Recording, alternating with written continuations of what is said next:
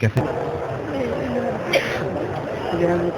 الحمد لله نحمده ونستعينه ونستغفره ونعوذ بالله من شرور أنفسنا من يهد الله فلا مضل له ومن يضلله فلا هادي له ونشهد أن لا إله إلا الله وحده لا شريك له ونشهد أن محمدا عبده ورسوله أما بعد فأعوذ بالله من الشيطان الرجيم بسم الله الرحمن الرحيم يا أيها الذين آمنوا صلوا عليه وسلموا تسليما اللهم صل على سيدنا ونبينا وشفيعنا وحبيبنا ومولانا محمد صلى الله عليه وعلى آله وصحبه وبارك وسلم اللهم صل على سيدنا ونبينا وشفيعنا وحبيبنا صلى الله عليه وعلى آله وصحبه وبارك وسلم اللهم صل على سيدنا وحبيبنا ومولانا محمد صلى الله عليه وعلى آله وصحبه وبارك وسلم أعوذ بالله من الشيطان الرجيم بسم الله الرحمن الرحيم إنا أوحينا إليك كما أوحينا إلى نوح ونبيين من بعده صدق الله العظيم وصدق رسول النبي الكريم আল্লাহ পাকের বান্দা জনাব মুহাম্মদ রাসূলুল্লাহ সাল্লাল্লাহু আলাইহি ওয়াসাল্লামের উম্মতগণ আল্লাহ পাক রব্বুল আলামিন আপনাকে আমাকে এই ফিতনা ফাসাদের জমানায় যখন तमाम দুনিয়া থেকে ইসলাম মুসলমানদেরকে মিটিয়ে দেওয়ার ষড়যন্ত্র চলতেছে तमाम দুনিয়ার মধ্যে ইসলাম মুসলমান থাকবে কি থাকবে না এই প্রশ্নের সৃষ্টি হয়েছে যখন মানুষ নেকের কাজ ছাড়তেছে গুনার কাজ ধরতেছে শুধু গুনার কাজ ধরেই না বরং গুনার কাজে প্রতিযোগিতা শুরু করতে কে কার আগে জাহান্নামে যাবে জোরে বলি নাউযু বিল্লাহ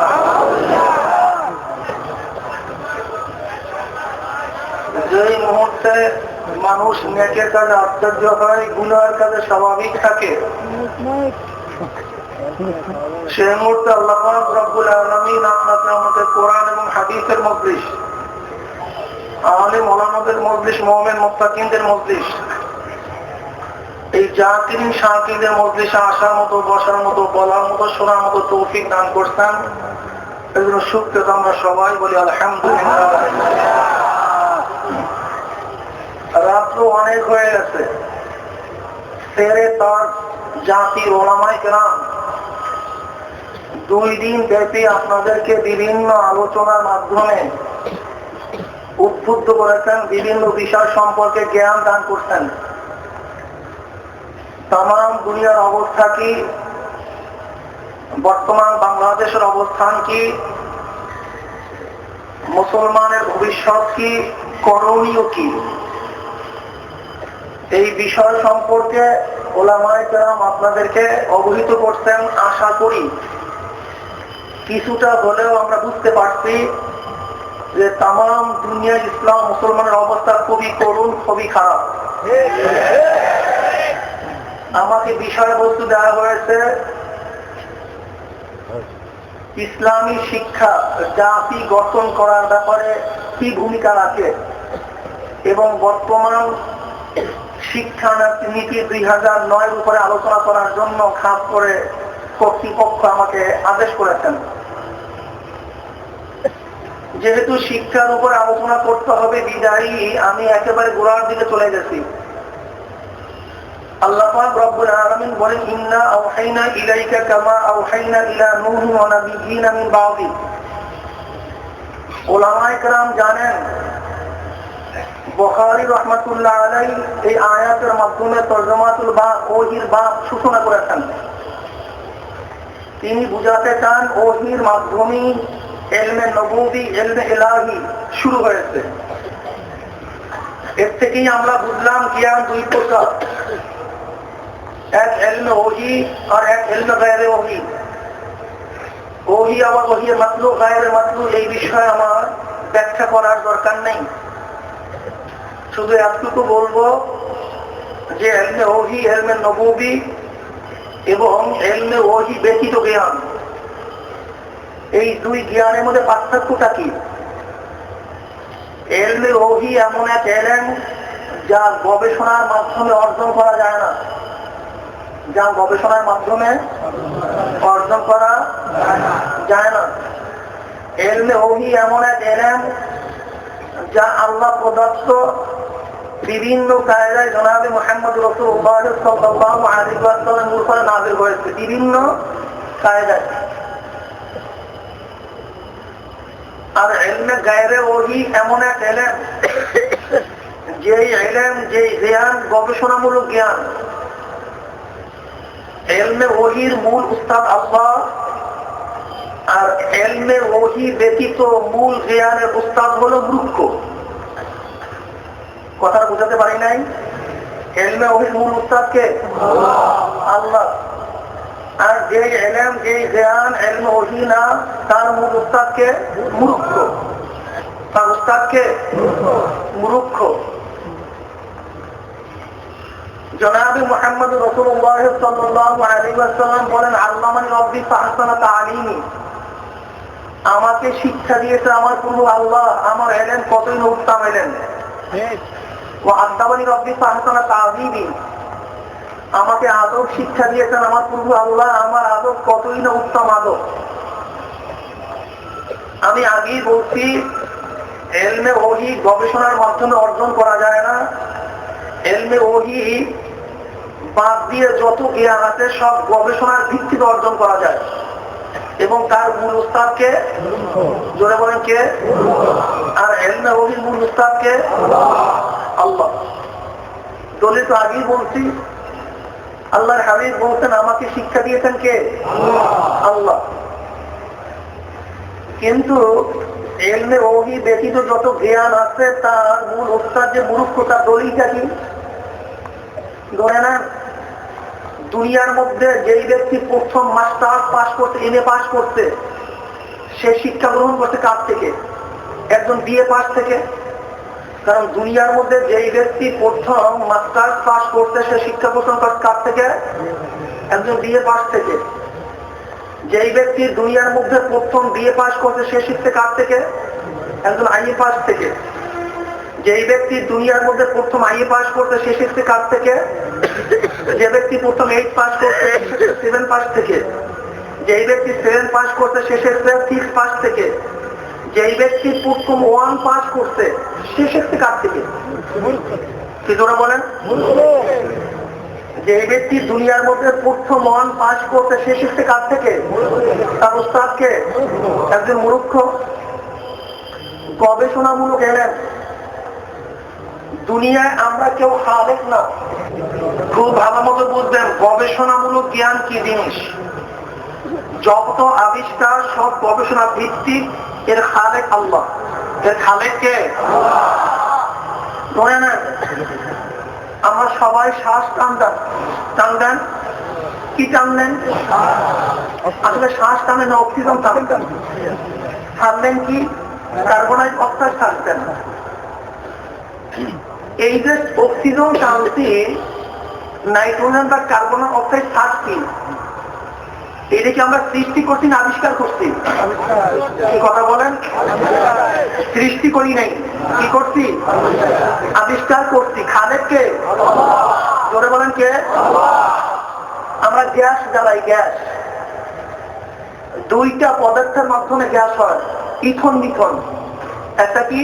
ইথন মিথন। কি মনে করেন গর্ভের থেকে যেই গ্যাসগুলো উঠতেছে, এটা আবিষ্কার করার আগে ওর মধ্যে ইথন মিথন ছিল কি ছিল না? আমরা সৃষ্টি করছি না আবিষ্কার করছি? তোরা বলেন, আবিষ্কার করতে, সৃষ্টি করি নাই। লেবু কি আছে এর মধ্যে? ভিটামিন সি আছে। কি আছে? কি মনে করেন এই ভিটামিন সি আবিষ্কার করার আগেও লেবুর মধ্যে ভিটামিন সি ছিল কি ছিল না? ছিল। সৃষ্টি করছি না আবিষ্কার করছি? দুধের মধ্যে সব ধরনের ভিটামিন পাওয়া যায়, এ বি সি সব পাওয়া যায়। শুধু তাই নয়, একটা মানুষের জীবনে বাঁচার জন্য যতগুলি উপকরণের দরকার সব কিসের মধ্যে আছে? এটা আবিষ্কার হইছে না সৃষ্টি হইছে? আবিষ্কার হইছে। আমাদের জানার আগেও দুধের মধ্যে এই সমস্ত পদার্থগুলি ছিল কি ছিল না? তাই দুধ সৃষ্টি করছি না আবিষ্কার করছি? আবিষ্কার করছি। আরো সহজে বোঝার চেষ্টা করবেন। আমরা এই উপাদানের মাধ্যমে চলি। আমাদের হাড়ের অবস্থা এই, কিডনির অবস্থা এই, আমাদের লিভারের অবস্থা এই, আমাদের ফুসফুসির অবস্থা এই, রক্তের গ্রুপ এতগুলি। এই যে রক্তের গ্রুপ এতগুলি, এই থেকে আমরা গ্রুপ সৃষ্টি করছি না আবিষ্কার করছি? কি করছি? খালেক কে? খালেক আল্লাহ। আরো সহজে বোঝেন, এই যে একটা অ্যাম্প্লিফায়ারের মাইক্রোফোন, অ্যাম্প্লিফায়ার মাইকের মেশিন, একে অ্যাম্প্লিফায়ার বলা হয়। কি দিয়া গঠন করা হয়, বানানো হয় কি দিয়া? ওর মধ্যে কি আছে? ওর মধ্যে transformer, output transformer, input transformer. ওর মধ্যে রেজিস্ট্যান্স আছে, কমিটার আছে, ট্রানজিস্টর আছে। এছাড়া একটা অ্যাম্প্লিফায়ার মধ্যে কিছু নাই। ট্রান্সফরমার, রেজিস্ট্যান্স, কমিটার, ট্রানজিস্টর। কি কথা ঠিক না? এছাড়া মাইকের মেশিনের মধ্যে বলেন। এখন আমরা দেখবো এইগুলিকে আমরা আবিষ্কার করতে না সৃষ্টি করছি। আমরা দেখবো ট্রান্সফরমার কি দিয়া বানায়? দুইটা পদার্থ প্রয়োজন। কয়টা পদার্থ? লোহা এবং তামা। কি? লোহা এবং তামা। তা লোহা কি আমরা সৃষ্টি করছি না আবিষ্কার করছি? তামা আমরা সৃষ্টি করছি না আবিষ্কার করছি? আবিষ্কার করছি। রেজিস্ট্যান্স কি দিয়া বানায়? এক ধরনের মাটি দিয়া বানায়। কন্ডেন্সার কি দিয়া বানায়? এক ধরনের মাটি দিয়া বানায়। তাহলে আমি বলতে চাই যে একটা অ্যাম্প্লিফায়ারের মধ্যে যত ধরনের উপাদান আছে সবের খালেক কে? খালেক। আমরা আবিষ্কারক, আমরা খালেক নই।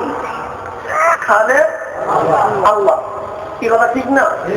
এইভাবে ধরে নেন, একটা প্লেনের মধ্যে যতগুলি উপাদান আছে সব উপাদানের মূল যে থিম, মূল মেটাল, এই মেটালটা কার তৈরি? জোরে বলেন কার? আল্লাহ তৈরি।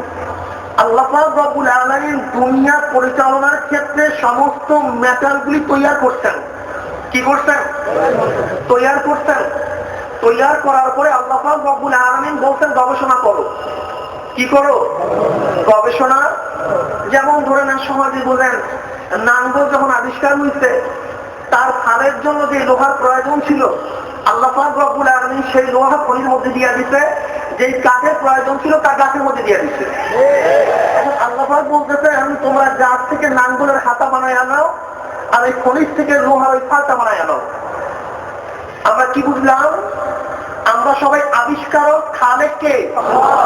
ব্যাপারটা এরকম হইল যেরকম আমি অ্যাম্প্লিফায়ারের সমস্ত পার্টগুলিকে আলাদা করছি। কি করছি? আলাদা করছি। এখন আমি বললাম যে এই যে বিচ্ছিন্ন পার্টগুলির মাধ্যমে এমন একটা মেশিন হবে যে মেশিনগুলি এত শক্তিশালী, তুমি কথা বললে তোমার কথাকে অনেক দূরে সে নিয়ে নিতে পারবে, ছড়াইয়া দিতে পারবে। বাস আপনাদের পার্টগুলি ছিড়াই দিলাম। আপনি কি করলেন? 1000 বছর পর্যন্ত চেষ্টা করিয়া একটা রেজিস্ট্যান্স বানাইছেন। আবার আর একজনে 1000 বছর পর্যন্ত চেষ্টা করিয়া একটা ট্রান্সফরমার বানাইছে। আর একজনে 1 লক্ষ বছর পর্যন্ত চেষ্টা করিয়া একটা ট্রানজিস্টর বানাইছে। ধরে না, লক্ষ লক্ষ বছর পরে আবিষ্কার করতে করতে করতে করতে এরকম একটা মেশিন হয়ে গেছে, যেই মেশিনের মাধ্যমে মানুষ কথা বললে অনেক দূরেও শব্দ পৌঁছানো যায়।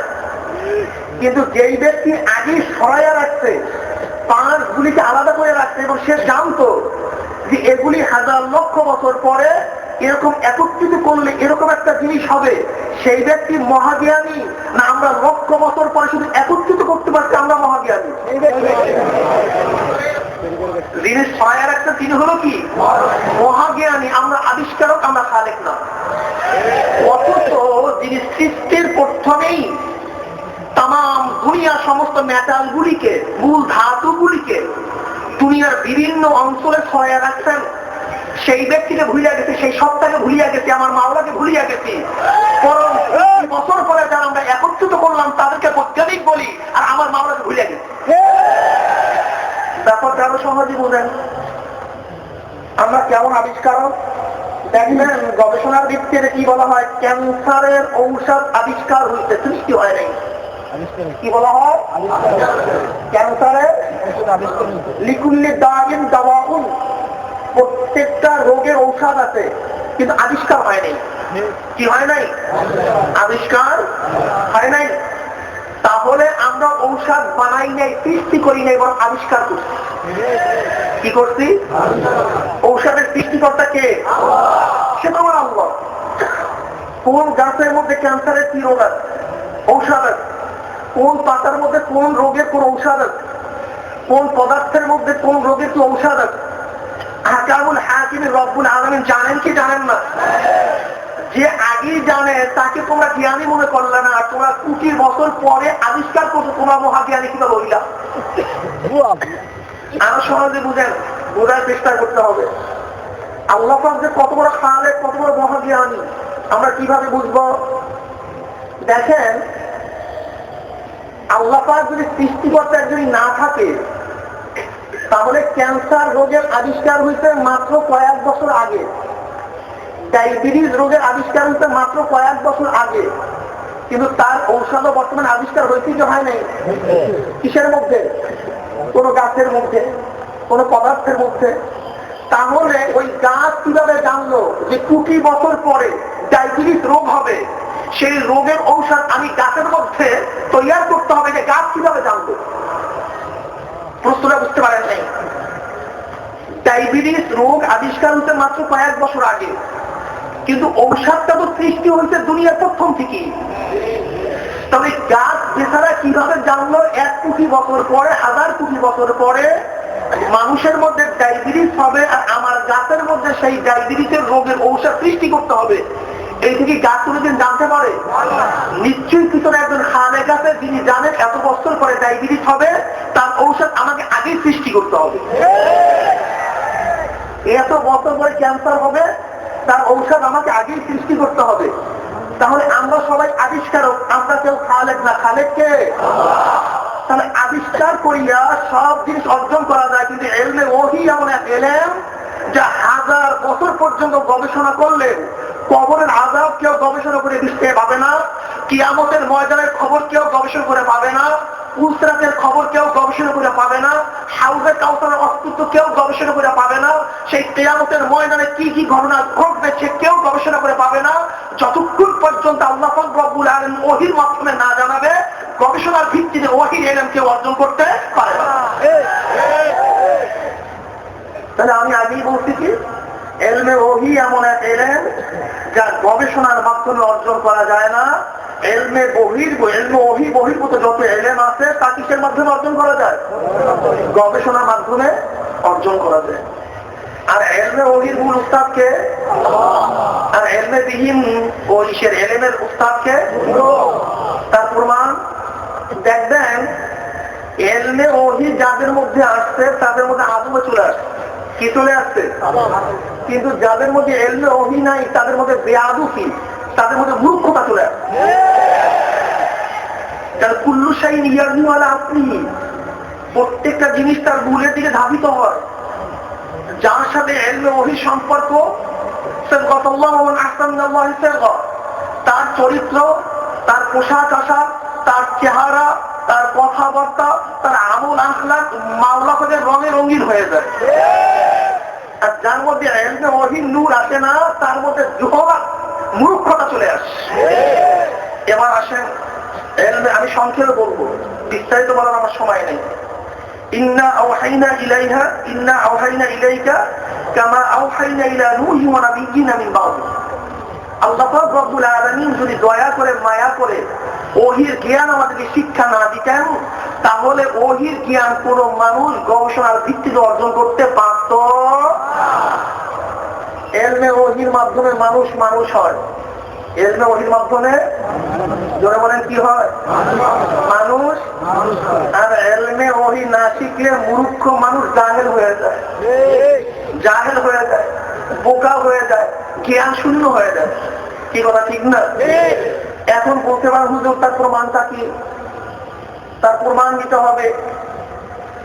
দেখবেন বাসের পিছনে লেখা আছে শিক্ষাই জাতির মেরুদণ্ড। কি লেখা আছে না? আমি অনেক সময় চিন্তা করি এরকম ভুল শব্দ কেন বাসের পিছনে লেখা থাকে, ফ্যাক্টরির মধ্যে এরকম ভুল শব্দ কেন লেখা থাকে?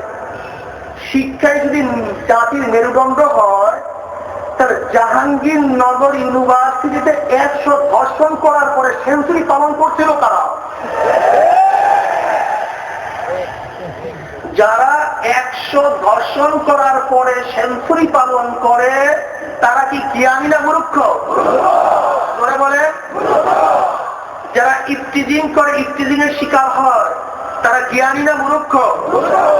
যারা জ্ঞান শিক্ষা করে, জ্ঞান অর্জন করে, পাশ্চাত্য পাশবিক জ্ঞান অর্জন করে গরিবের রক্ত চুষে খায়, তারা কি জ্ঞানী না মূর্খ? এখন আপনি বলতে পারেন আপনাদের জ্ঞানের মাধ্যমে কত পার্সেন্ট মানুষদেরকে মূর্খ করছেন, আর আমাদের জ্ঞানের মাধ্যমে কত পার্সেন্ট জাহেলদেরকে মানুষ বানাইছি। এটা প্রমাণিত হবে। কি কথা ঠিক না? শোনেন, আজকে বাংলাদেশে চিকিৎসা খাতে যেই পরিমাণের অর্থ ব্যয় হয়, বরাদ্দ হয়, এই পরিমাণের কিয়ত অংশ অর্থ যদি সুষম বন্টন করা হইত, তাহলে বাংলাদেশে একজন গরিব মানুষেরও একটা প্যারাসিটামল ট্যাবলেট কিনে খাওয়ার কোনো প্রয়োজন ছিল না। যদি আপনার একজন ছেলে মেধাবী হয়, আপনার যদি প্রশ্ন করা হয় আপনার ছেলেকে কি বানাবেন, তখনই বলবে কি ডাক্তার বানাবো, অথবা দ্বিতীয় চয়েস ইঞ্জিনিয়ার বানাবো। ঠিক না? কি বলে? ডাক্তার বানাবো, ইঞ্জিনিয়ার বানাবো। আমি প্রশ্ন করতে চাই, চিকিৎসা খাতে যত পরিমাণের অর্থ বরাদ্দ হইতেছে গরিবদের জন্য, এই গরিবের সমস্ত বরাদ্দকৃত ঔষধ বিক্রি করিয়া কোন আলেম ব্যক্তিকে নিজের প্যানের মধ্যে ঢুকাইছে না ওই প্রথম কয়েক ডাক্তার প্যানের মধ্যে ঢুকাইছে? ডাক্তার প্যানের মধ্যে ঢুকাইছে। এই গরিবের রক্ত চুষে কারা? কোন আলেম না, ডাক্তার। কি কথা ঠিক না? দ্বিতীয় চয়েস ইঞ্জিনিয়ার বানাবেন। আমি প্রশ্ন করতে চাই, হাজার হাজার কোটি টাকা রাস্তার থেকে ডিজাইনের মাধ্যমে, ডিজাইন বোঝেন নাই, যেমন চিটাং থেকে ঢাকা পর্যন্ত একটা মহাসড়ক হবে, লেন্থ হবে এত, পাশ হবে এত, সিগনেস হবে এত, তার আপনার মডিফাই এত হবে, পাথর এত হবে, তার মধ্যে পিস এত থিকনেসে দিতে হবে, এরকম একটা আছে নাই? ফর্মুলা আছে না? গ্রাউন্ড আছে না? বেশ ভালো কথা। এই শত শত কিলোমিটার রাস্তার 2 পাশ থেকে 2 ইঞ্চি কমাইয়া দিয়া, পিসের থিকনেসের 2 ফুট কমাইয়া দিয়া হাজার হাজার কোটি টাকা আত্মসাৎ করতে কোনো আলেম নয় মূর্খরা? আমরা করি নাই। তাহলে সর্বোচ্চ শিক্ষা আপনাকে মানুষ বানাইতে পারে নাই, বরং গরিবের অর্থোচ্চার মতো আপনাকে রুবি বানাইয়া বানাইছে। আপনি তো মানুষ না, আপনার মধ্যে লোভ আছে, আর যার মধ্যে লোভ আছে সে মানুষ হতে তার চরিত্র কুকুরের চরিত্র। তবে হ্যাঁ, ইঞ্জিনিয়ারদের মধ্যেও কিছু ভালো মানুষ আছে, সেই ভালো মানুষটা ওই জ্ঞানে ভালো করে নাই, বরং নিশ্চয়ই এলমে ওহির সাথে যাদের সম্পর্ক, তাদের সুরবাতে আসার কারণ 2-1 ইঞ্জিনিয়ার মানুষ হয়েছে। কি কথা ঠিক না? ওই 2-1 ইঞ্জিনিয়ার যদি এলমে ওহির সুরবাতে না আসতো, ওরাও মানুষ থাকতো না, ওরাও জাহেল হয়ে যেত। আপনারা জানেন আজকে বাংলাদেশের গরিব ব্যক্তি তাদের চাউল, তাদের গম, তাদের পোশাক, বিক্রি করিয়া কোন আলেম কি প্যাট করছে নাকি? গুলশান বানাতে বাড়ি বানাইছে নাকি? বরং যারা বলে আমাদের চরিত্র, অমুকের চরিত্র ফুলের কত পবিত্র, নামাজ পড়ে না একক জন্মের খাওয়া সমস্ত গরিবের টাকাকে আত্মসাৎ করে যারা গরিবের তাদের মধ্যে লাঠি মারে, ওরা মানুষ হতে পারে না, বরং মানুষ শুধু তারা পশু। হ্যাঁ, দুই একজন যে দেখা যায় ভালো, কসম করে বললাম, দেখবেন এলমে ওহির সাথে যাদের সম্পর্ক, তাদের সাথে সম্পর্ক থাকার কারণে তারা ভালো হয়ে গেছে। কিন্তু যারা ওই সমস্ত পাশবিক শিক্ষায় শিক্ষিত, তাদের একত্রবাদের মাধ্যমে একজন লোককে ভালো বানাতে পারে। এলমে ওহি, এলমে নবুবী, কোরআনের এলেম না থাকলে তাকে মানুষ বলা আর রহমান আল্লাহ কোরআন খলাকাল ইনসান, এই ব্যাখ্যা আপনারা শুনছেন। এরপরে আসেন, এই এলমে ওহির এত মূল্য থাকা সত্ত্বেও পাষণ্ডরা কেন এলমে ওহি শিখে না? কারণটা কি?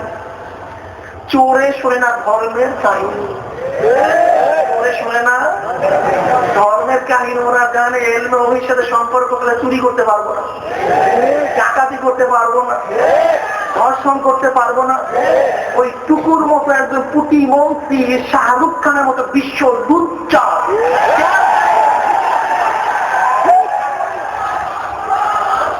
বিশ্ব লুচ্চা ও গোটা বাংলাদেশের মন্ত্রী পরিষদের সমস্ত মন্ত্রীদের এবং এমপিদের বাংলাদেশের জনগণের নাকি এবং মুখে কালি লিপন করছে। একজন প্রতিমন্ত্রী সংসদের হওয়া সত্ত্বেও ওই লম্পট শাহরুখ খানের ড্যান্স মঞ্চে গিয়ে সে চেয়ারের আসন না পেয়ে নিতে পড়ছে। এতে বাংলাদেশের সংসদ অপমান করতে, সম্মানিত করতে পারেনি। খুব ভালো মতো বুঝবেন এলমে ওহি কি জিনিস এবং গায়ের এলেম কি জিনিস, গায়ের ওহি কি জিনিস। প্রিয় ভাইও, তোরা ভাই, এলমে ওহি পাক ভারত উপমহাদেশে প্রথম এইভাবে এলমে হাদিসের দশ শুরু করেন কে? শাহ ওলিউল্লাহ মুহাদ্দিস দেহলভী রাহমাতুল্লাহ আলাইহি। 1702 তিনি জন্মগ্রহণ করেছিলেন শাহ আব্দুর রহিম সাহেব রাহমাতুল্লাহ আলাইহির ঘরে। শাহ ওলিউল্লাহ মুহাদ্দিস দেহলভী রাহমাতুল্লাহ চার ছেলে, শাহ আব্দুল আজিজ সাহেব রাহমাতুল্লাহ আলাইহি, শাহ আব্দুল কাদের সাহেব রাহমাতুল্লাহ আলাইহি, শাহ রফিউদ্দিন সাহেব রাহমাতুল্লাহ আলাইহি, শাহ আব্দুল গনি সাহেব রাহমাতুল্লাহ আলাইহি, সবাই বড় বড় মুহাদ্দিস ছিলেন। কি কথা ঠিক না? ব্রিটিশ বিনিয়ার এই দেশে কিভাবে আসলো আমি আগেই বলছি, সংক্ষিপ্ত করতে হবে। 1498-তে ভাস্কর দা গামা, পর্তুগিজ, সে প্রথম পাক ভারত উপমহাদেশে নৌপথে সুরাতে আসে। তার অনুকরণ করে ইস্ট ইন্ডিয়া কোম্পানি নামে ব্রিটিশের একদল ব্যবসায়িক দল 1600 সালে সুরাত অবতরণ করেন হ্যাকিংসের নেতৃত্বে। মিস্টার হ্যাকিংসের নেতৃত্বে 1600 সালে সুরাতে আসেন।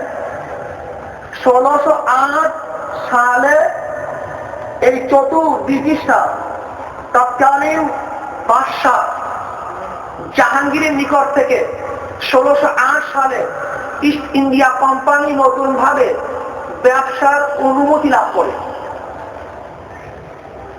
ব্রিটিশরা তৎকালীন জমানায় নির্বোধ জাহাঙ্গীর তাদের অনুমতি দেয় ব্যবসা করার জন্য। এমনকি ভারতবর্ষে অনেক জায়গা ছেড়ে দেয় তাদের জন্য। 1-2 একর জমি নয়, 500 কিলোমিটার পর্যন্ত জমি ইস্ট ইন্ডিয়া কোম্পানিকে বিনা শর্তে ছেড়ে দেয় এবং সেখানে তারা রাজত্ব কায়েম করে। এই সুযোগ পেয়ে ইস্ট ইন্ডিয়া কোম্পানি আর বসে থাকে নাই। 1700 সালের দিক থেকে কয়েকটা স্থান তারা দখল করে নিয়েছেন।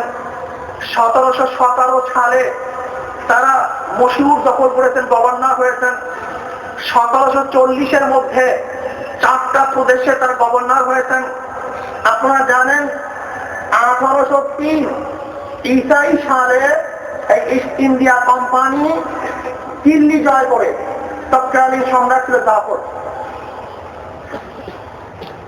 ইস্ট ইন্ডিয়া কোম্পানি দিল্লি জয় করার সময় ওই যে শাহ ওলিউল্লাহ মুহাদ্দিস দেহলভী রাহমাতুল্লাহ আলাইহির সুযোগ্য সন্তান শাহ আব্দুল আজিজ সাহেব রাহমাতুল্লাহ আলাইহি, তিনিও দিল্লির মসজিদে 1803 ঈসাই সালে ঘোষণা দেন, আজকের থেকে 5 ফারুক উপমহাদেশ দারুল ইসলাম নয়, দারুল হরব। ইস্ট ইন্ডিয়া কোম্পানির বিরুদ্ধে আমাদের যুদ্ধ করতে হবে। কি করতে হবে? যুদ্ধ করতে হবে। সেই যুদ্ধের ভিত্তিতেই 1800 সেই ফতুয়ার ভিত্তিতেই মুসলমানরা ইস্ট ইন্ডিয়া কোম্পানিকে বিদেশ থেকে হটাবার জন্য, ধ্বংস করার জন্য তারা 1857-তে একটা কনফারেন্স ডাকে দিল্লির মধ্যে। তার মধ্যে ছিল জাফর তানিশারি রহমতুল্লাহ আলাইহি, হুজ্জতুল ইসলাম হযরত কাসিম নাওয়ান্দি রহমতুল্লাহ আলাইহি, হাজী ইমদাদুল্লাহ মাহাদির বাক্কি রহমতুল্লাহ আলাইহি, রশিদ আহমদ গঙ্গুই রহমতুল্লাহ আলাইহি সহ অনেক অনেক উলামা ইসলাম সেই কনফারেন্সে ছিলেন। 1857-তে যখন আজাদী আন্দোলন নামে আন্দোলন শুরু হয়, মুসলমানরা বিপ্লব শুরু করতেন, আন্দোলন শুরু করতেন, ব্রিটিশদের যুদ্ধে লড়া শুরু করলেন। কিন্তু গাদ্দারদের কারণে, মুনাফিকদের কারণে তারা পরিপূর্ণ বিজয় অর্জন করতে পারে নাই। আপনারা জানেন 1757-তে পলাশির যুদ্ধে মীর জাফরের কারণেই তখন কিন্তু সিরাজউদ্দৌলা বিজয় অর্জন করতে পারে নাই। কার কারণে? এই মীর জাফর, মীর সাদেক, তুমিচাঁদ, করমচাঁদ, রায়দুল্লাহ বাবু, ঘসিদি বেগমের মতো মুনাফিক সৃষ্টি হওয়ার কারণে 1757-তে মুসলমানরা বিজয় অর্জন করতে।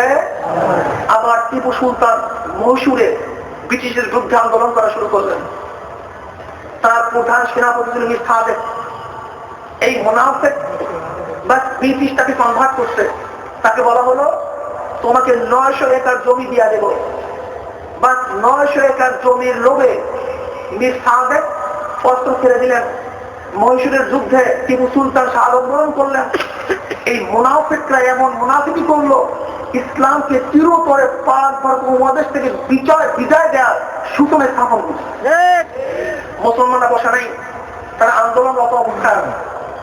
আপনারা জানেন 1764 সালে উইলিয়াম হান্টার, তাকে কেন্দ্রীয় সরকার একটা রিপোর্ট পেশ করতে বলছে। ঘটনা কি? পাক ভারত উপমহাদেশের অবস্থান নাকি? উইলিয়াম হান্টার একটা রিপোর্ট পেশ করলেন যে আজাদী আন্দোলনে মুসলমান ব্যতীত আর কাউকে অংশগ্রহণ করতে দেখা যায়নি। পাক ভারত উপমহাদেশ থেকে যতক্ষণ পর্যন্ত মুসলমানদেরকে ধ্বংস করা না যাবে এবং কোরআনকে বিদায় দেওয়া না যাবে, আলেমদেরকে হত্যা করা না হবে, ততদিন পর্যন্ত পাক ভারত উপমহাদেশে কোন অবস্থাতেই ব্রিটিশ শাসন করিতে পারিবে না। উইলিয়াম হান্টার 1764-তে এই রিপোর্ট, 1864-তে এই রিপোর্ট পেশ করার পরে মুসলমানদের উপরে নির্যাতন শুরু হয়ে গেছে, নিপীড়ন শুরু হয়ে গেছে। আপনারা জানেন এমন নির্যাতন, এমন নিপীড়ন শুরু হয়ে গেছে যে নিপীড়ন এবং নির্যাতন ইতিহাস কোন মানুষ কোনদিন ভুলতে পারে না। মিস্টার টমসন তৎকালীন জমানার বড় একজন সাংবাদিক। টমসন নিজের ইতিহাসে লিখেন, ডায়েরিতে লেখেন, আমি একবার আমার এক তাঁবুতে গেলাম। তাঁবুতে যাওয়ার পরে আমি মানুষ পোড়ার গন্ধ পাইতেছি, মনুষ্য দেহের পচা লাশের গন্ধ পাইতেছি। আমি তাঁবুর বাহিরে যখন বের হলাম তখন দেখলাম প্রজ্বলিত আগুনের মধ্যে 40 জন আলেমদেরকে যত অবস্থা জানানো হইতেছে। টমসন নিজে বলেন, আমি দেখতেছি আমার অবস্থানকালীন আরো 80 জন আলেমকে নিয়ে আসা হইল, তাদেরকে আমার সামনে উলঙ্গ করা হইল। এক ব্রিটিশ বলতেছে যে হে আলেমের গোষ্ঠী, তোমরা যদি শুধু এতটুকু কথা বলো যে আমরা আজাদী আন্দোলনে অংশগ্রহণ করি নাই, আমরা আজাদী আন্দোলনে অংশগ্রহণ, শুধু এতটুকু বললেই আমরা তোমাদেরকে ছেড়ে দেব, আমরা তোমাদেরকে হত্যা করবো না। মিস্টার টমসন বলতেছে, ওই ঈশ্বরের কথা যিনি আমাকে সৃষ্টি করছে, আমি দেখলাম একজন আলেম মুখ খুলল না। তারা প্রজ্বলিত আগুনের মধ্যে জ্বলার জন্য প্রস্তুত, কিন্তু মিথ্যা বলার জন্য প্রস্তুত হয় নাই। তারা মিথ্যা মাথা মতো করতে প্রস্তুত হয়নি, মৃত্যুবরণ করার জন্য মাথা মতো মুসলমান করতে। ইতিহাস কিসের দিন কি হইল, আমরা কি করতে? জাফর তানিশারি রহমতুল্লাহ আলাইহি বলেন, আমাকে আবদ্ধ করা হলো, নির্যাতন স্টিমুলার চলতেছে। আমাদের যখন হত্যা করার জন্য ফাঁসিতে নেওয়ার জন্য জেলখানায় নেওয়া হচ্ছে, তখন জেলার ডাক দিয়ে বলতেছে, এই মৌলবী গোষ্ঠী, এদেরকে এইভাবে রাখছো কেন? ওদেরকে একটা খাতা তৈরি করো, খাতার মধ্যে ঢুকাইয়া রাখো। 3 জন আলেমকে এক খাতার মধ্যে ঢুকানো হইল, লোহার খাতা। তারপর থানেশ্বর রহমতুল্লাহ আলাইহি বলেন, সেই খাতাগুলি এইভাবে ছিল, খাতার মধ্যে আবার পাখির ঠোঁটের মতো এরকম বড় বড় লোহা দিয়া বড় বড় সুই মতো করা হয়েছিল। ঢেলা দেওয়ার কোনো ব্যবস্থা ছিল না, উপরে ওঠার কোনো ব্যবস্থা ছিল না, শোয়ার কোনো ব্যবস্থা ছিল না। এইভাবে আমাদেরকে আবার আরেকজন স্থানান্তর করা হইলো। 3 মাস পর্যন্ত খাতার মধ্যে রেলে নেওয়া হইলো, বগির মধ্যে এরকম রেল ঝুলছে, আর আমরা ওই সুর মধ্যে যাচ্ছি, করার কিছু ছিল না। এরপরে যখন ব্রিটিশটা হুকুম দিল ওদেরকে ফাঁসি দেওয়া হবে, তখন থানেশ্বর রহমতুল্লাহ আলাইহি বলেন, যখন আমাদের ফাঁসির আদেশ হইল, আমরা খুশিতে আত্মহারা হয়ে গেছি যে এখনই হাউজে কাউসারের পানি পান করবো, মাওলার দিদার অর্জন করব, দুনিয়ার থেকে বিদায় হয়ে যাওয়া সহ্য হচ্ছে না। যখন এই ঘোষণা আমাদেরকে দেওয়া হইল, আমাদের ফাঁসির কাছে ঝুলানো হবে, এই খবর নিয়ে যখন আসছে, তখন দেখতেছে আমাদের মুখের মধ্যে হাসি, চেহারার মধ্যে উজ্জ্বলতা। ব্রিটিশ সৈন্যরা বলতেছে, তোমরা মৃত্যুর ঘোষণা শুনিয়া তোমাদের মুখের মধ্যে উজ্জ্বলতা কেন, হাসি কেন? বলে, হাসি কেনই বা দেবো না, এখন পাকে মাওলার সাথে আমরা দেখা করবো, হাউজে কাউসারের পানি আমরা পান করবো, আমরা এই সুসংবাদে কেন খুশি হব না? বলে, ও মৃত্যুতে তোমরা খুশি হবা, তোমাদেরকে ফাঁসি দেওয়া হবে না, নিয়ে যাও এটাকে সেই আন্দার কূপের মধ্যে, সেখানে নিয়ে যাও চরের মধ্যে, সেখানে নিয়ে তাদেরকে অত্যাচার করো, অবিচার করো, নির্যাতন করো। নিয়ে যাওয়া হলো। যখন যায় তখন 8 বছরের ছেলে এবং তার স্ত্রী দেখা করার জন্য আসছিল। তারপর থানেশ্বর রহমতুল্লাহ আলাইহি বলেন, আমার 8 বছরের ছেলে আবেগে কাঁদতেছে, আব্বু তোমার সাথে কি আর দেখা হবে না? সে বলতে, বাবা বেঁচে থাকলে আবার দেখা হবে, আর বেঁচে না থাকলে হাউজে কাউসারের সাথে একসাথে দেখা হবে। প্রিয় ভাইও, আলেম ওলামাদের অত্যাচার অবিচারের অবস্থা এরকম হইল, সে উইলিয়াম হান্টার রিপোর্টের পরে চাকরির চর থেকে শুরু করে খায়বার পর্যন্ত এমন কোন গাছ ছিল না যে এই গাছের মধ্যে আলেমদের একজনকে ঝুলানো হয়নি, এরকম কোন আলেম বাকি নেই। আপনারা জানেন, এই বাংলার মধ্যে 80,000 মাদ্রাসা ছিল, সমস্ত মাদ্রাসায় ঘুরে দেওয়া হইল। শুধু দিল্লির মধ্যে 1000-এর উপরে মাদ্রাসা ছিল, সেই মাদ্রাসাকে ধ্বংস করা হইল। মাদ্রাসার অস্তিত্ব পর্যন্ত নাই, আলেমদের অস্তিত্ব পর্যন্ত নাই। কেন? উইলিয়াম হান্টার বলছিল যে মুসলমানদের থেকে যতক্ষণ কোরআন বিদায় না দেওয়া যাবে, ততক্ষণ পর্যন্ত ব্রিটিশরা সুস্থভাবে দেশে শাসন করতে। তৎকালীন জমানায় এই রিপোর্টের পরে 3 লক্ষ কোরআন শরীফের কপি, কয় লক্ষ? 3 লক্ষ কোরআন শরীফের কপি দাঁড়ায় দেওয়া হয়েছিল। বলতে পারেন 3 লক্ষ কোরআন শরীফের কপি দাঁড়াই গেলে অসুবিধা কোথায়? আমরা ছাপাখানায় 1 মাসের মধ্যে 4 থেকে বেশি ছাপাবো। তৎকালীন সময় ছাপাখানা ছিল না, কোরআন শরীফ হাতে লিখতে হইত, হাতে লিখতে হইতো। এরকম হাতে লেখা 3 লক্ষ কপি কোরআন শরীফ প্রজ্বলিত করা হয়েছে, তারাই দেওয়া হয়েছে। এরপর উইলিয়াম হান্টারের কোনো মধ্যে আলেমদের অত্যাচার করা হয়েছে, সব তৎপাত করিয়া ফেলাইছে, কিচ্ছু নাই। মুসলমানরা এদিক ওদিকে চলে গেছেন, ব্রিটিশদের বিরুদ্ধে আন্দোলন চলতেছিল। তৎকালীন সময় এই দেওবন্দ মাদ্রাসা, কি মাদ্রাসা? 1213 হিজরি, 83 হিজরি মোতাবেক 1866, 15ই মুহররম, 30শে মে রোজ বৃহস্পতিবার এই দেওবন্দ মাদ্রাসার প্রথম সূচনা হয়। আলহামদুলিল্লাহ। এই দেওবন্দ মাদ্রাসার ইতিহাসের ভিত্তি ছিল বাতিলের মোকাবেলা করা। বলেন কি? বাতিলের সাথে আপোষ করা। এই ব্রিটিশ বিনিয়োগের বিরুদ্ধে লড়াই করার জন্য দেওবন্দ মাদ্রাসার সূচনা হয়েছিল। ব্রিটিশদের সাথে আপোষ করার জন্য দেওবন্দ মাদ্রাসার সূচনা হয়। এখন আমার প্রশ্ন, আমরা আকাবের বলি, আমাদের আকাবেরদের ইতিহাস কি, আমাদের ইতিহাস কি? আকাবেররা কয়দিন জেল খাচ্ছেন, আমরা কয়দিন জেল খেয়েছি? আকাবেররা কতদিন মাইল খেয়েছেন, আমরা কত মাইল খেয়েছি? আকাবেররা ব্রিটিশদের বিরুদ্ধে, বাতিলের বিরুদ্ধে কত আন্দোলন করেছে, আমরা কত আন্দোলন করেছি? বরং আমরা বাতিলকে সেবা সুস্থতা করি, আমরা বাতিলদের আনুগত্যতা স্বীকার করেছি, বাতিলদের কাছে মাদার কাছে আম চাইতেছি। আমাদের কোন অবস্থাতেই বাতিলদের কাছে দিনের কোন সাহায্য তলব করে। আমরা কাদের কাছে আজকে স্বীকৃতি চাইতেছি? কাদের কাছে স্বীকৃতি চাইতেছি? ফাসিকদের কাছে, ব্রিটিশদের কাছে না। আল্লাহ পাক রব্বুল আলামিন কওমি মাদ্রাসা স্বীকৃতি দিয়ে দিতে, কারো স্বীকৃতি কোনো প্রয়োজন নাই। বাতিলদের কাছে স্বীকৃতি আদায় করবো না, আমরা স্বীকৃতি নিজেরা নিজেরা দিয়ে নেবে ইনশাআল্লাহ। কার কাছে স্বীকৃতি জানতে যাবো? আল্লাহ পাক রব্বুল নিজেই স্বীকৃতি দিয়ে দিচ্ছেন। কি কথা ঠিক না? আজকে মানুষদের থেকে দ্বীনি ইলমকে উচ্ছেদ করার জন্য চক্রান্ত চলতেছে। কারণ তৎকালীন সময় সম্রাট বলছিল যে আমরা পাঁচ উপমহাদেশ থেকে চলে যাব, কিন্তু এমন এক শিক্ষা নীতি এদেশে রেখে যাব যারা সূরাতে বর্ণে থাকবে ভারতী, কিন্তু তাদের অন্তর এবং কলব হয়ে যাবে সব ব্রিটিশি। কি কথা ঠিক না? আপনারা জানেন আজকে ইসলামী শিক্ষার উপর আক্রমণের কারণটা কি? ইসলামী শিক্ষাকে ধ্বংস করার চেষ্টা কেন? ব্রিটিশরা জানে, বাতিলরা জানে কোরআন এমন এক ইলম, হাদিস এমন এক ইলম, এমন এক জ্ঞান, যেই জ্ঞানে জ্ঞানী হলে কোন অবস্থাতেই পাশ্চাত্য শিক্ষার প্রতি মানুষের আকর্ষণ থাকবে। এজন্য দেখবেন যত দোষ সব মাদ্রাসা ছাত্রদের, এখান থেকে জিন্দি পয়দা হয়, মৌলবাদী পয়দা হয়, অমুক পয়দা হয়, তমুক পয়দা হয়। আমি বলবো তোমরা যে বলতেছো অমুক পয়দা হয়, তমুক পয়দা হয়, কিন্তু এখান থেকে পিলখানার মতো কোন খুনি পয়দা হয় না, ধর্ষণ করার মতো কোনো মানুষ পয়দা হয় না, শেষের জিনিসকে লুটপাট করার মতো একজন মানুষও তৈরি হয় না। আজকে যারা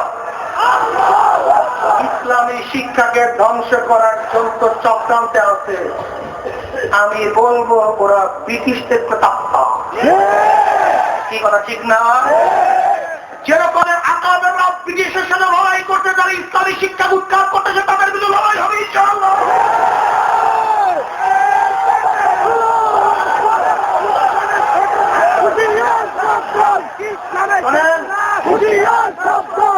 সোজা আঙ্গুলে ঘি ওঠে,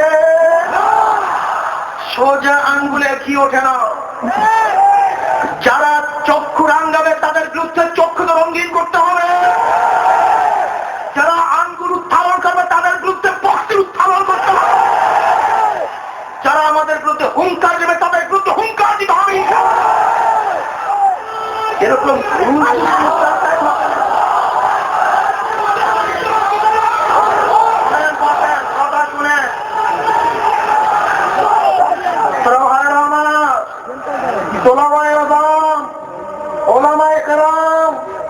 আমি সবাইকে বলবো, যেরকম ব্রিটিশদের দোসর ছিল গোলাম মোহাম্মদ কাদিয়ানি, আহমদ রেজা খান, গোলাম মোহাম্মদ পারভেজ, স্যার সৈয়দ আহমদ, এই চার আহমদের মাধ্যমে যেরকম ব্রিটিশরা ইসলামের বিরুদ্ধে, মোমেনদের বিরুদ্ধে ফতোয়া সৃষ্টি করেছে, আজকেও দেখা যায় বামপন্থী ইসলামের দুশ্মনেরা কিছু আলেম থেকে হাত করেছে। আপনারা জানেন ইসমাইল সৈয়দ রহমতুল্লাহ, শহীদ রহমতুল্লাহ আলাইহি, শাহ আব্দুল গনি সাহেব রহমতুল্লাহ আলাইহি সাহেব, যিনি বালাকোটের ময়দানে রমদশিদের বিরুদ্ধে আন্দোলন করতে গিয়ে শাহাদত বরণ করেছেন। স্যার সৈয়দ আহমদ রহমতুল্লাহ আলাইহি, যিনি বালাকোটের ময়দানে রঞ্জিত শাহর বিরুদ্ধে আন্দোলন করতে গিয়ে শহীদ বরণ করেছেন, তাদেরকেও তৎকালীন জমানায় ব্রিটিশের দোসররা কাফের বলছিল, ইসলামের দুশ্মন বলছিল। কি কথা ঠিক না? আজকেও এরকম কিছু মুনাফিক আছে কি নাই? চিহ্নিত মুনাফিক আছে কি নাই? মুনাফিককে চিহ্নিত করতে হবে। কি করতে হবে? এরা কারা? যারা বাজার গায়ে থেকে দুধ দহন করার অপচেষ্টায় লিপ্ত, মনে করতে হবে এরাই ব্রিটিশের দোসর। বাজার গায়ে থেকে দুধ দহন করা যায়, এই মানটা থেকে ইসলামের কোনো সাহায্য তলব করা যায় না, ইসলামের দুশ্মনের থেকে ইসলামের কোনো উপকার করা যায় না। তার ইসলামের শত্রু গর্জে উঠতে হবে। কি করতে হবে? ওই ঘরে বসে গর্জে উঠবেন, ঘরে বসে আন্দোলন করবেন। তোষামতে ইসলামী শিক্ষা দেশে থাকবে না। বলে দিলাম তোষামত ইসলামী শিক্ষা থাকবে না। বাংলাদেশ নয়, উপমহাদেশে 200 বছর ব্রিটিশ শাসন করার পরেও ইসলামী শিক্ষার বিরুদ্ধে আইন পাশ করতে সাহস পায় নাই, কোরআনের বিরুদ্ধে আইন পাশ করতে সাহস পায় নাই, মুসলমানদের চক্ষু রাঙ করার সাহস পায় নাই। আজকে বাংলাদেশের ব্রিটিশের তত্ত্বা মুনাফিকের গোষ্ঠী ইসলামের বিরুদ্ধে আন্দোলন করে সাহস পেয়েছে, কোরআনের বিরুদ্ধে আইন পাশ করার সাহস পেয়েছে। আমরা বাংলাদেশের প্রত্যেক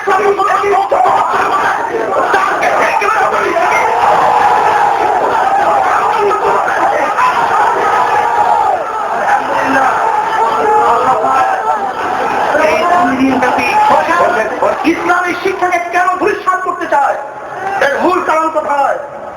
এমপিরা জানে ডাকাতি করতে পারবে না, মিষ্টারা জানে ডাকাতি করতে পারবে না, গরিবের টাকা লুটপাট করতে পারবে না। আমরা স্পষ্ট বলে দিতে চাই, বাংলার গরিবের মানুষের টাকা যদি আত্মসাৎ করা বাংলাদেশের হবে না। প্রত্যেকটা কড়ি টাকার হিসাব দেবে ইনশাআল্লাহ। কত ধানে কত চাল হিসাব নিকাশ দিয়ে গতি থাকতে হবে। ইসলামী শিক্ষাকে ধ্বংস করতে চায়, আমি বলবো ইসলামী শিক্ষাকে ধ্বংস করতে দিবেন না। কিভাবে দিবেন না?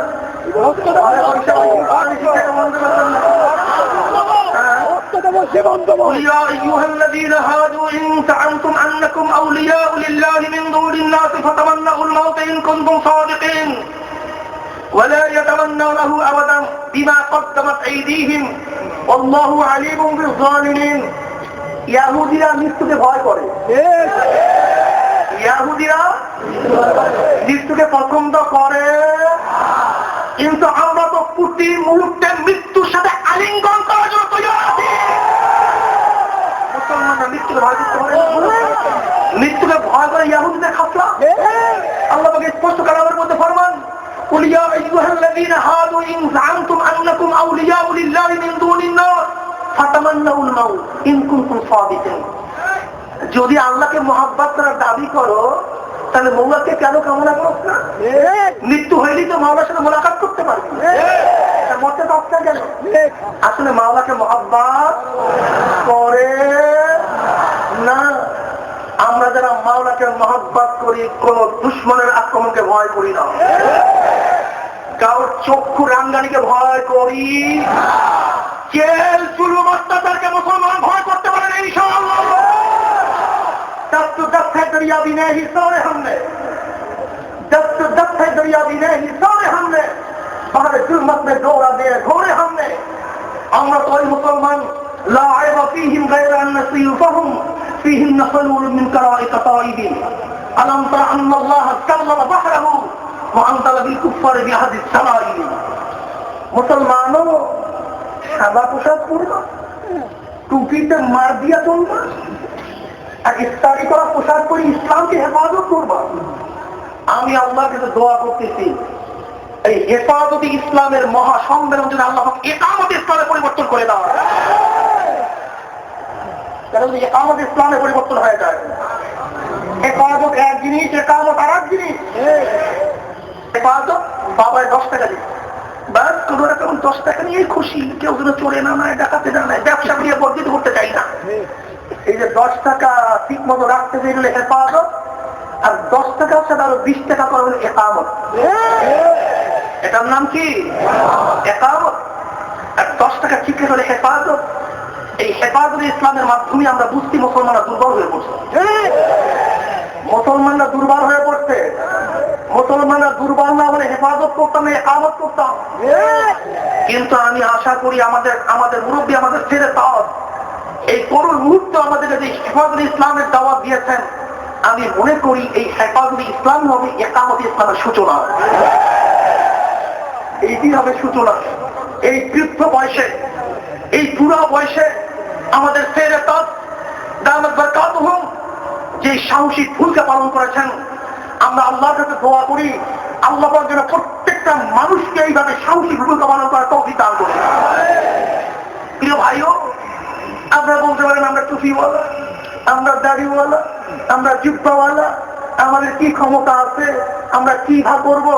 আমরা ওই টুপিওয়ালা, আমরা ওই চুপ্পওয়ালা, যে টুপিওয়ালা চুপ্পওয়ালা ওই কৌরব গোবিন্দের তাকে তাউসকে ধ্বংস করে ফেলেছে। ওই টুপিওয়ালা, আমরা ওই চুপ্পওয়ালা যারা রোম সম্রাটের সমস্ত তত্ত্ব তাউসকে ধ্বংস করে মাটির সাথে মিলিয়ে দিয়েছে। আমরা তো ওই টুপিওয়ালা, ওই জুত্তাওয়ালা, যে সমস্ত চুপ্পওয়ালা টুপিওয়ালারা দিল্লির মসলাদের মধ্যে লা ইলাহা ইল্লাল্লাহু মুহাম্মাদুর রাসূলুল্লাহর পরিণতি উচ্চারণ করেছে।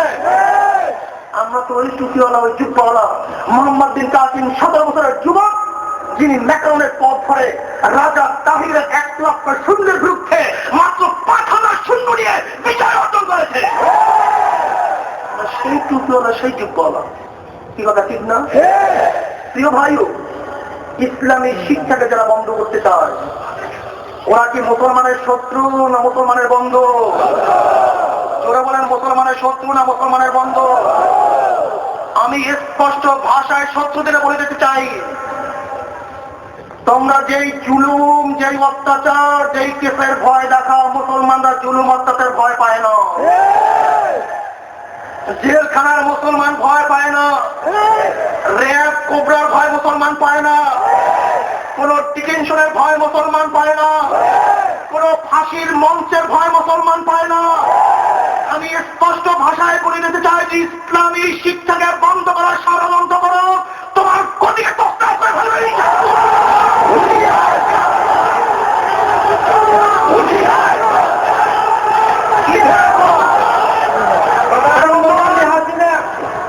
আমি ওলামায়ে কেরাম, আমার ছেড়ে তাদের জুতা তুল্য আমি সমান নই। তাদের জুতা মাথায় বহন করলে আমি নিজে নিজে গৌরবান্বিত মনে করি। আমার ছেলে তার এখানে বসা আছেন, ওলামায়ে দাওবান, আপনাদের দাওবানের ইতিহাস আমাদের জানা আছে, কিন্তু মানা নেই। তাদের ইতিহাস পড়ানো হচ্ছে, আমল নেই। তার চরিত্র জানি, কিন্তু আমি তার চরিত্রবান হচ্ছি না। শায়খুল হিন্দ মাহমুদ হাসান সাহেব রহমতুল্লাহ আলাইহির ব্যাপারে ইংরেজ বলছিল যে শায়খুল হিন্দ মাহমুদুল হাসান ইংরেজ এত বিরোধী, তাকে যদি পুড়িয়ে গলিয়ে তাকে যদি ভাসিয়ে দেওয়া হয়, তাহলে তার ওই মরা দেহ, ওই গলিত লাশ ওই জায়গায় যাবে না যেখানে ব্রিটিশ বাস করে। সেখানে মাহমুদুল হাসানের লাশ যাবে। মাহমুদুল হাসান সাহেব রহমতুল্লাহ আলাইহি বৃদ্ধ বয়সে গুজা হয়ে গেছে, নুইয়া হাঁটতেন, কিন্তু ব্রিটিশ থেকে দেখলে কোমরের মধ্যে হাত দিয়ে এরকম করে দাঁড়াইছে। ঘটনা কি? আপনি এরকম দাঁড়ান কেন? যে লাল চামড়েওয়ালা কুত্তরা দিয়ে নেই সমস্তে এনে যে মাহমুদুল হাসান বুড়া হয়ে গেছে, এই কথা বলে না বুঝে, মাহমুদুল হাসান বুড়া হয়েছে এই কথাটা তো না বুঝে, বরং মাহমুদুল হাসানের ঘরের মধ্যে যতক্ষণ পর্যন্ত রূহ থাকবে, ততদিন পর্যন্ত মাহমুদুল হাসান ব্রিটিশের বিরুদ্ধে আন্দোলন করেই থাকবে।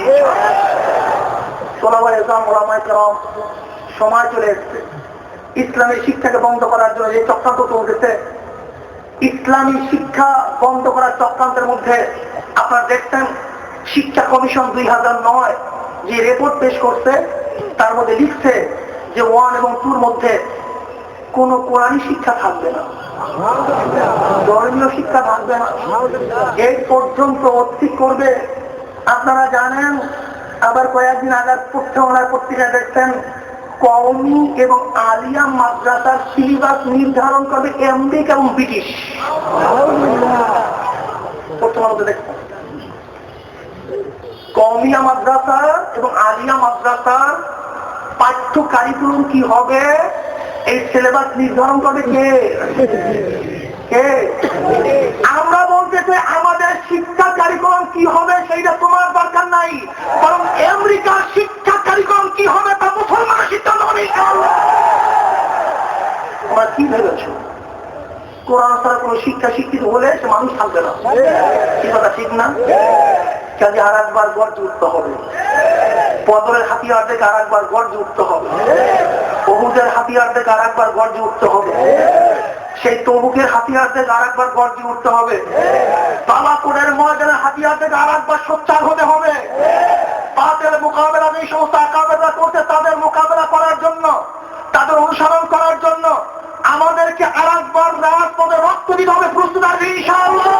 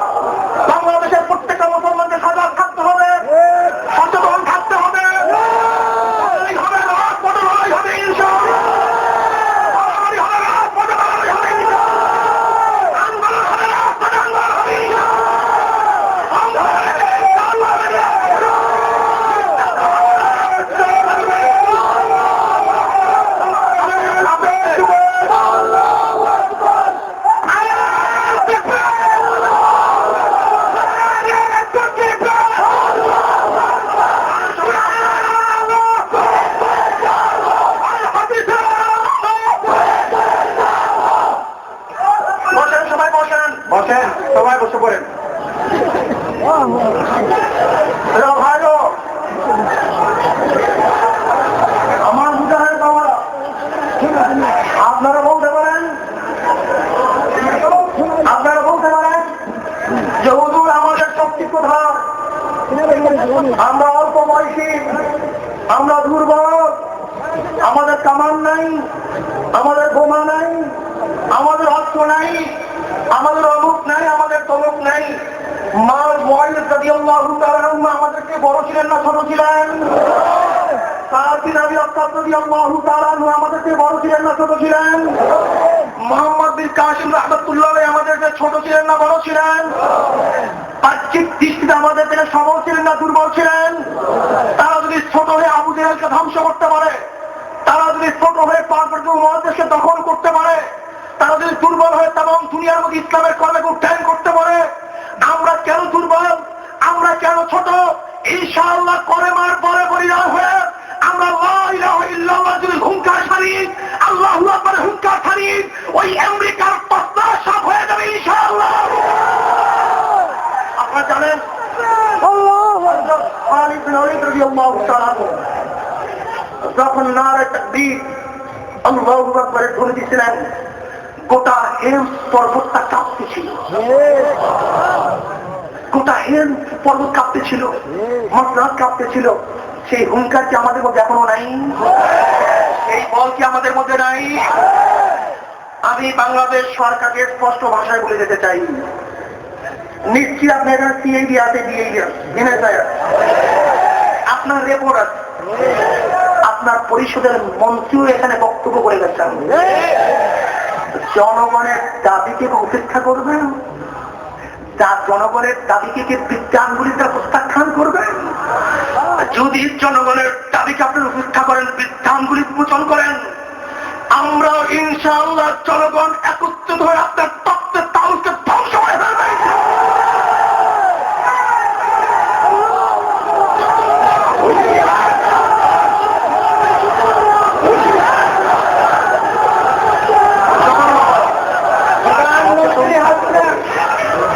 ওলামায়ে কেরামদেরকে নেতৃত্ব দিতে হবে, ওলামায়ে কেরাম থেকে সৈনিক বেশে নামে মাঠে নামতে হবে। 1857-তে দিল্লির কনফারেন্সে যখন বলা হয়েছিল যে আমরা তো দুর্বল, আমরা কিভাবে ব্রিটিশদের বিরুদ্ধে আন্দোলন করব, আমরা সংখ্যায় তো কম, ওলামায়ে কেরামের কাছে আমি বলবো, তখন কাসেম নাজরুল রহমতুল্লাহ কি জবাব দিয়েছিলেন, কি বলছিলেন? কাসেম নাজরুল রহমতুল্লাহ তখন বলছিলেন, আমাদের সংখ্যা কি বদরের সংখ্যা চেয়েও কি কম নাকি? আমাদের সংখ্যা তো বদরের সংখ্যা চেয়ে কম নয়, আমরা কিভাবে কম হলাম? কাসেম নাজরুল রহমতুল্লাহ বক্তৃতার পরে সমস্ত ওলামায়ে কেরাম ইজমা হয়ে গেছিলেন যে আমাদের সংখ্যা কম নয়, আমাদের সংখ্যা অনেক বেশি, কিন্তু ঈমানের অবস্থা দুর্বল হয়ে গেছে। দুর্বল কিসের? কিসের? যারা বলেন কিসের? যদি এর সাথে হটাবার জন্য মিলন নামীয় ডাক্তার শহীদ মারা যেতে পারে, বাংলাদেশকে স্বাধীন করার জন্য যদি মানুষ রক্ত দিতে পারে, জীবন দিতে পারে, আজকে এক সরকারকে পরিবর্তন করার জন্য যদি মানুষ জীবন দিতে পারে, রক্ত দিতে পারে, আজকে একজন এমপিকে বানাবার জন্য যদি মানুষ রক্ত দিতে পারে, জীবন দিতে পারে, নিজের মতকে ঠিক রাখার জন্য যদি মানুষ ইমানি রক্ত দিতে পারে, জীবন দিতে পারে, আমরাও কোরআনী শিক্ষাকে, ইসলামী শিক্ষাকে, আল্লাহর কালামকে, আল্লাহর হাদিসকে রক্ষা করার জন্য আমরাও কি জীবন দিতে পারি না? আমরা কি রক্ত দিতে পারি না? আমরা কি সব কিছু ত্যাগ করতে পারি না? ইনশাআল্লাহ। জালেমের গোষ্ঠী, আজকে বাইতুল ফালাহ মাঠের অবস্থা দেখে যাও, এই মাঠের অবস্থা দেখে যাও, জমিয়াতুল ফালাহর অবস্থা দেখে যাও, মুসলমান নীরব হয় নাই, নিস্তব্ধ হয় নাই, মুসলমান এখনো ঘুমায় নাই, তাদের রক্ত এখনো শরীরের মধ্যে জমে যায় নাই, তাদের তলোয়ার এখন পর্যন্ত কুশামুক্ত হয় নাই। আমরা যদি একবার তলোয়ার খুব মজার করে তোরা থাকতে পারি,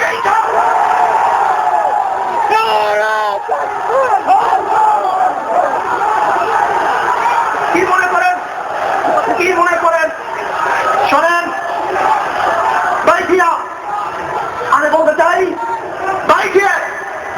বলবো আজকে হেফাজতুল ইসলামের ডাকের মধ্যে যতগুলি মুসলমান এখানে একত্রিত হয়েছে, একামত ইসলামের জন্য রাজপথে এই লোকগুলি নিয়ে বলেন, যদি ইসলামের সত্যি কোন আইন পাশ করার ক্ষমতা ওদের থাকবে চিন্তা কেটে দিয়েন। কি কথা ঠিক না?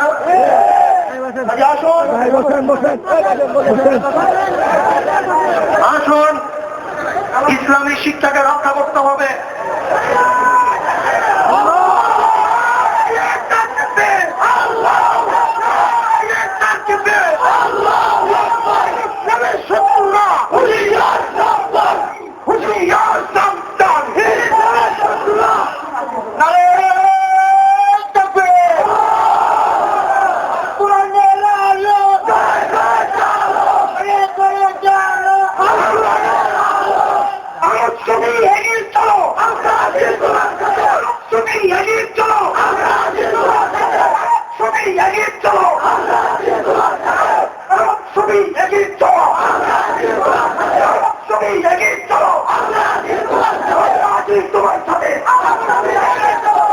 আলহামদুলিল্লাহ, আল্লাহ পাক এই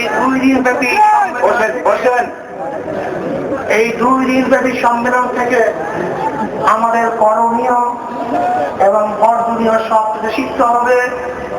যদি সম্মেলন থেকে কোনো কিছু নাই শিক্ষা গ্রহণ করি, নদীটা কি হবে এই বিষয়ে যদি আমাদের জানাই না থাকে, তাহলে সম্মেলনের কোনো মূল্য হলো না। কি কথা ঠিক না? মূল্যহীন হয়ে যাবে। আল্লাহ পাক রব্বুল আলামিন হেফাজতুল ইসলামের সম্মেলনকে একামত ইসলামের সম্মেলনের দ্বারা পরিবর্তন ইসলাম হুকুমাত কায়েম করার তৌফিক আল্লাহ পাক দান করেন। আজকে বাংলাদেশের বুকে আল্লাহ পাকের বিধান পর্দার বিরুদ্ধে আইন করার দুঃসাহস দেখিয়েছে। আবার নাস্তিকদের হালে নতুন ভাবে পানি পেয়েছে। মনে হয় যেন নাস্তিকদের নৌকার মধ্যে নতুন ভাবে চলার পানি পেয়েছে। কি কথা ঠিক না? দিল্লির বাবারা নাকি বাংলাদেশ চালায়, এদেশ নাকি রয়েরা চালায়। র যা বলবে তাই নাকি করবে। আমি বলবো কোন র তো বুঝি টুঝি না। কি কথা ঠিক না? কোন র নাই, কেস বি নাই, মশাদ তোষাদ কিছু বুঝি টুঝি না। কি কথা ঠিক না? বাংলাদেশের জনগণের সাথে গাদ্দারি করবা, পিঠের সামনে থাকবে না। কথা বলতে একবারে পরিষ্কার, স্পষ্ট। মুনাফিকিও নাই, ভেজাল টাকার কিছু। আমাদের সাথে আছে কে? কার রহমান?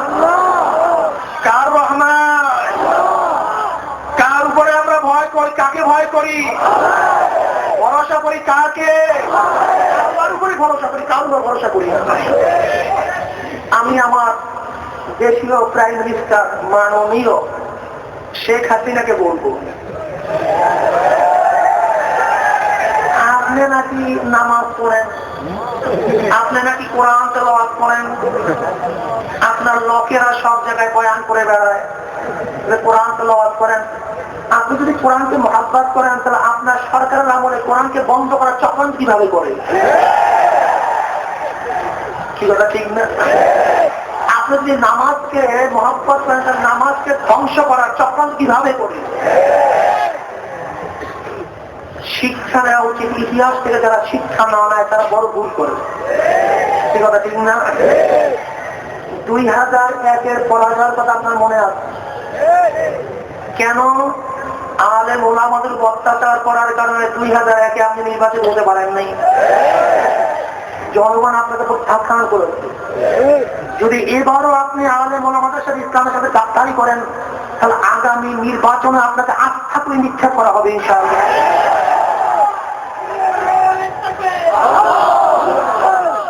শাহ আব্দুল আজিজ সাহেব রাহমাতুল্লাহ আলাইহি যেইভাবে দিল্লির বুখারীর দশ থেকে জিহাদের ঘোষণা দিয়েছিলেন, আমিও আমাদের ছেলে তাকে বলবো, আপনিও বুখারীর 10 থেকে 5-এর মোকাবেলা করার জন্য ঘোষণা দেন।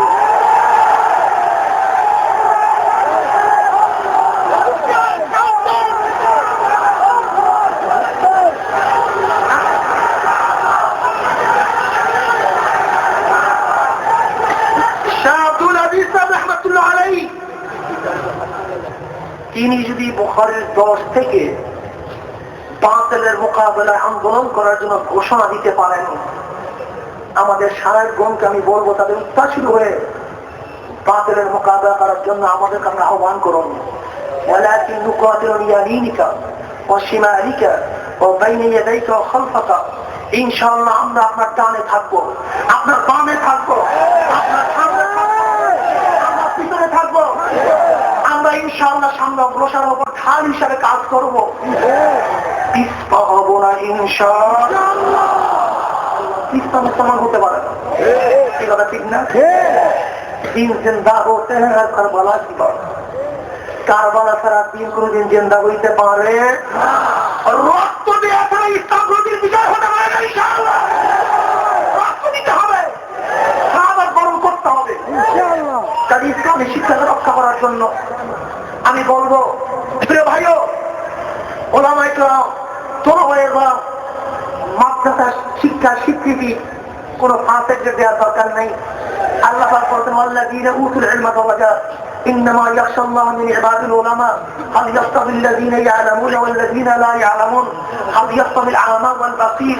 আল্লাহ পাক রব্বুল আলামিন জায়গায় যেন ওলামাদের ফজিলত বয়ান করতে, কোন ফাঁসেক ফজিলত কোন কথা নাই করো, আমাদের কাফের কথা নাই করতে মানে কিছু আসে না। কাজী ওলামায়ে কেরামদেরকে বলবো, ওলামায়ে কেরামদেরকে বলবো, সতর্ক থাকুন, সচেতন থাকুন, সজাগ থাকুন। যে কোনো মুহূর্তে আহ্বান আসতে পারে। ইনশাআল্লাহ আমরা নীরব হব না, নিস্তব্ধ হব না, ততদিন ইনশাআল্লাহ আমরা ওই ইসলামী হুকুমত কায়েম করতে না পারবো। লাকিমার ভাঙরে তালা, ওরেও বন্দিশালা, আগুন জ্বালা, আগুন জ্বালা। লাকিমার ভাঙরে তালা, ওরেও বন্দিশালা, আগুন জ্বালা, আগুন জ্বালা। আল্লাহ পাক রব্বুল আমাকে এবং আমাদের সবাইকে কবুল করেন। আলাইনা ইল্লাল বালাগ। আগামী 2 দিন আমাদের মুফতি এজাহার সাহেব দামাত বারাকাতুহুম, তিনিও জেলে আছেন। আমরা তার জন্য দোয়া করি যেন আল্লাহ পাক রব্বুল আলামিন তাকে সসম্মানে অতি শীঘ্রই তাকে জেলখানা থেকে মুক্তি দান করেন। আর আগামী 13ই জানুয়ারি এবং 13-14 ইনশাআল্লাহ এই চামপুরি মাঠে 2 দিন ধরে সমন্বয় নমুনে মাহফিল আছে। আমির মুজাহিদুল পিশাউদ্দিন দামাত বারাকাতুহুম থাকবেন, আমিও থাকবো, অনেক ওলামায়ে কেরাম থাকবে। আমার জন্য আমি দোয়া চাই, হযরতের কাছে দোয়া চাই, সবাইকে দোয়া খেয়ে আমি আমার বক্তব্য শেষ করছি। আমা আলাইনা ইল্লাল বালাগ। আসসালামু আলাইকুম।